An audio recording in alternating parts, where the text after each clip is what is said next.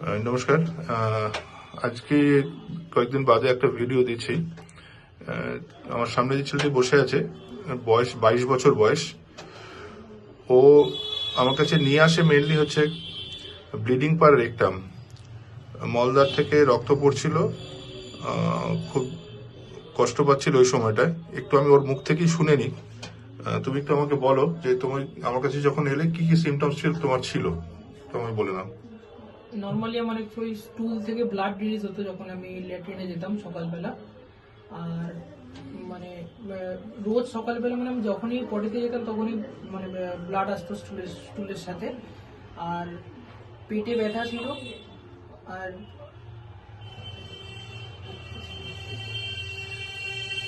আর খিদে কম ভাব ছিল, আরো কিছু কিছু সিমটম ছিল। মেনলি আমার আসার কারণ হলো ওই ব্লিডিংটা। এবং সেটা মাঝে মাঝেই পড়ছিল, ওখানে কিছুদিন বাদে বাদে হচ্ছিল আর কি, ডেলি বেসিসে রক্তটা আসছিল, মানে পায়খানা করার পরেই রক্তটা পাচ্ছিল। আর এটাই হচ্ছে মেন সিমটমস। এছাড়াও কিছু মুখে ব্রণ টোন রয়েছে, একনি, এবং পায়ে একটু দুর্গন্ধ রয়েছে পায়ের ঘামে। এটাই ওর মেন সিমটমস ছিল। আর পেটে ব্যথা ছিল বলতে তখন। ওর পাস্ট হিস্ট্রিতে দেখা যাচ্ছে যে ওর ছোটবেলায় অর্থাৎ ওর যখন মাত্র 6 মাস বয়স তখন হাইড্রোসিল অপারেশন হয়।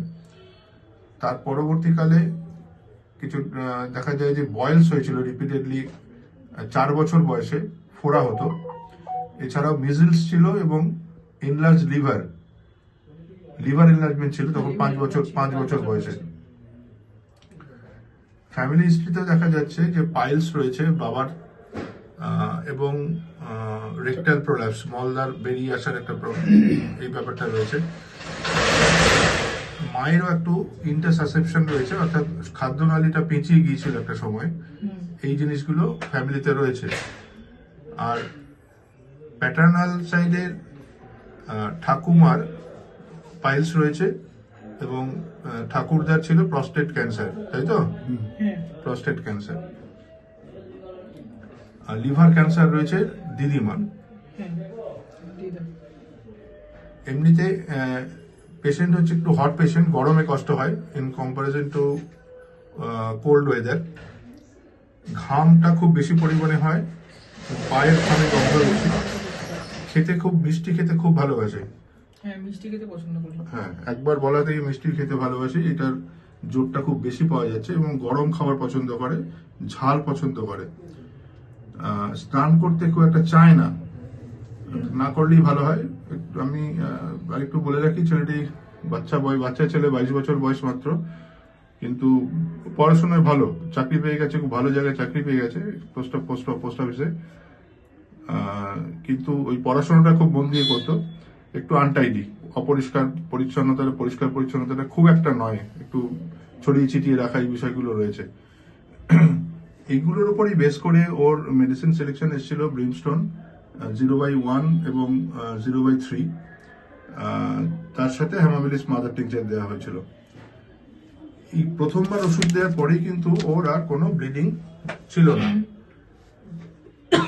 2 দিন পর থেকেই, মেডিসিন খাওয়ার 2 দিন পর থেকেই কোনো ব্লিডিংটা বন্ধ হয়ে যায়। 7 তারিখ যখন এলো, 7ই জানুয়ারি সেকেন্ড ভিজিটে, তখন ব্রিমস্টোন 0/4 রিপিট দেওয়া হলো, এবং রুব্রাম তার সাথে 0/2। হ্যামামিলিসের ডোজটাকে আরো কমিয়ে 20 ফোঁটা করা হলো। এবং আজকে এসছে। বলো, আজকে কেমন আছো? আজকে আমি প্রায় মোটামুটি আমার পুরো কমেই গেছে, মানে আমার আর সেরকম কোনো সিমটম নেই। আর আগের থেকে অনেক বেশি সুস্থ আছে, মানে ব্লাডের কোনো সিমটম এখন আর নেই। পেটে ব্যথা যেটা ছিল, পেটে ব্যথাও নেই, আর ব্লাডের কোনো সিমটম নেই। স্টুল নরমাল হচ্ছে। খিদে টিদে গুলো ওর হিসেবে খিদে ঠিক আছে, আমি যা জিজ্ঞেস করলাম খিদে নরমাল রয়েছে। ঘুমটাও আশা করি ঠিকঠাক হচ্ছে? হ্যাঁ, ঘুম ঠিকঠাক হচ্ছে। এগুলোর মোটামুটি ওকে আরেকটু এটাকে বাড়ানো হলো পাওয়ারটাকে। ব্রিমস্টোন 0/5 আর রুব্রাম 0/4 এবং হ্যামামিলিসের ডোজটাকে আরো কমিয়ে দেওয়া হলো। আশা করছি আর কয়েকবার খেলে পরে ওর পুরোপুরি সুস্থ হয়ে যাবে, আর প্রয়োজন হবে না ওষুধ খাওয়ার। ঠিক আছে, আপনাদের পারমিশন নিয়ে ভিডিওটা করলাম। ঠিক আছে, থ্যাংক ইউ। ওয়েলকাম।